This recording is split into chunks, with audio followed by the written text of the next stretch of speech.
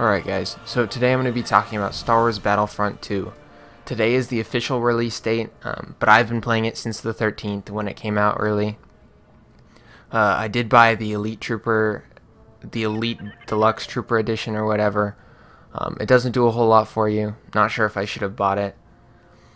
But either way, today I'm going to be giving an honest review on the problems and the good things about this game, because there's been a lot of drama going over it recently.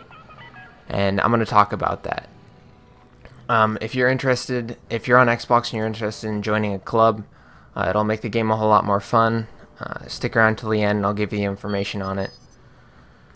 So, first of all, a lot of people recently, this first week, have been saying it's pay to win. They have these loot crates where you can buy them with real money. Well, you used to be able to buy them with real money. They have since all the drama, they've removed this feature because they were worried people would not buy the game because of it. So originally, you could buy these loot crates, and they give you random rewards. The rewards aren't that special. They're mostly star cards, which have very little effect, as you can see. Gain a small amount of health with each defeated enemy. They don't actually help you that much, but it's one of the few unlockables on the game. A lot of people were upset because they felt it was pay to win. I didn't feel like that, but I can understand why people would feel like that. I didn't feel like they were pay to win simply because of the small benefit that the star cards actually give you. That, and you can earn them quite easily by simply playing the game. As you can see at the top right of the screen, I have already earned 15,000 extra credits that I just haven't spent yet. And those can be spent on the loot crates. I think there was 2,000 credits per loot crate earlier today before they took the system down. At that rate, I would be able to buy 7 right now. But that is a bit misleading because I've also purchased things with that. And that brings me on to my second topic. A lot of people were angry about the overly expensive characters. They felt like there was a paywall where they had to pay to play the characters. Darth Vader, he was originally 15,000 credits to buy, as well as Luke, he was also 15,000 credits. A lot of people, there's been a rumor that's going around that claimed it took like over 40 hours or something crazy to earn enough points to buy these characters. I can tell you honestly, it's completely not true. I've bought both of those characters as well as a couple of others. And I have not been playing 40 hours. I don't even think I could play 40 hours since the game came out. I believe I'm at about 25 hours into the game right now. So I think I have a pretty good scope on the game. I've been playing long enough that I can make decisions based on my experiences. And I really don't feel like it's pay to win.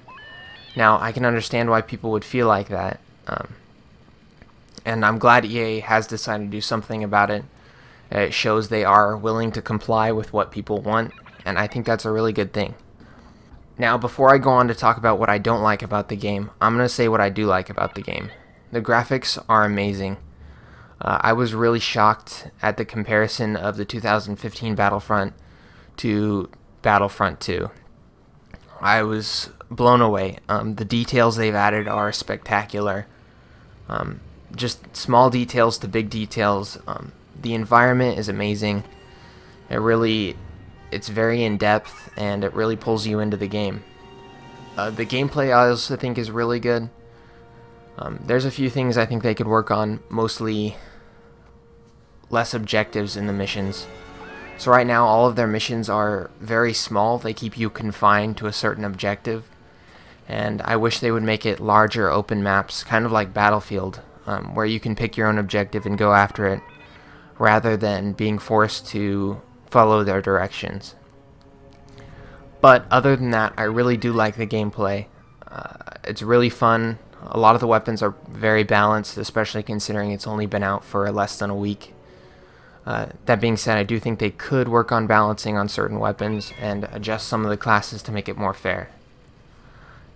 So, what I don't like about this game: it's very limited content. As far as weapons go, there's only a few per class that you can actually unlock. I'll show you that here. So the assault class, it only has 4 total weapons. Each side gets their own basic weapon. So like the clones get the DC 15, but the droids will get a different base weapon to start off with. But there's really only 4 weapons you can use and choose between for each class. That goes for the other classes, like heavy. As you can see here, there's only 4 weapons.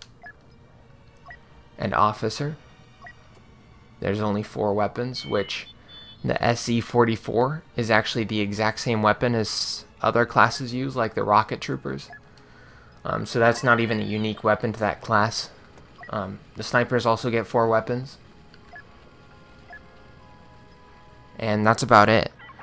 As far as vehicles go, many of the vehicles share abilities, and they're not very unique. So there's not a whole lot of customization or options to choose from to customize your classes. And I really felt the game was lacking in that. A lot of games, like Rainbow Six especially, I bring out Rainbow Six because ever since it came out, its fan base has actually been growing, which for most games is the opposite. Most games have a shrinking fan base. But Rainbow Six has actually been the opposite. And I think one of the reasons for that is because they had so many unlockables and so many ways you could customize your characters. But this game doesn't have that. And because of that, I see this game's audience, the people who play it often, going down very quickly. Simply because if you look, I've already unlocked 3 of the weapons for Specialist. That means 10 more hours in this game and I'll probably have most of my weapons unlocked. 20 more hours into this game and I'll probably have most of the star cards.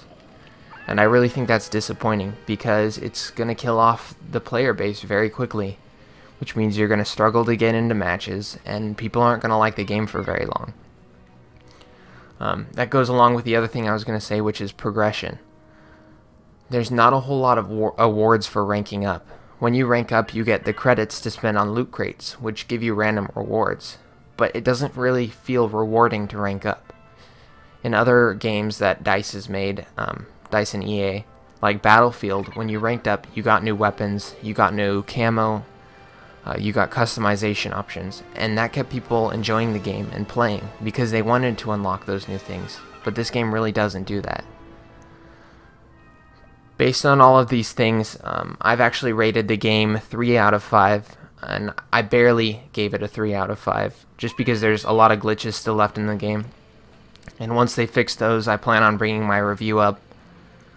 As far as right now, I have gotten stuck in places on maps that are glitchy quite often. That's another thing, but that'll probably be fixed fairly quickly. So I really can't complain too much about that, especially since the game is so new. Alright guys, that's all I had to talk about this game. There's been a lot of rumors going around and things that aren't true, and I just wanted to clarify and let you guys know what's going on.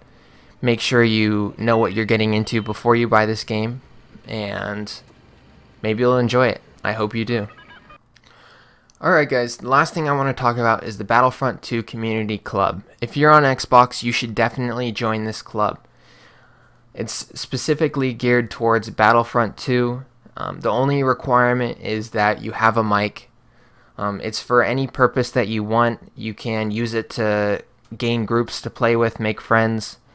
It's really great because you can connect with other people who have mics that you can talk with, and we all know it's more fun playing video games with friends. There's no other requirements. You don't have to do anything to get in the club. You just go ahead and send a request to join and we'll approve it. And I really hope you guys can have some fun in our community.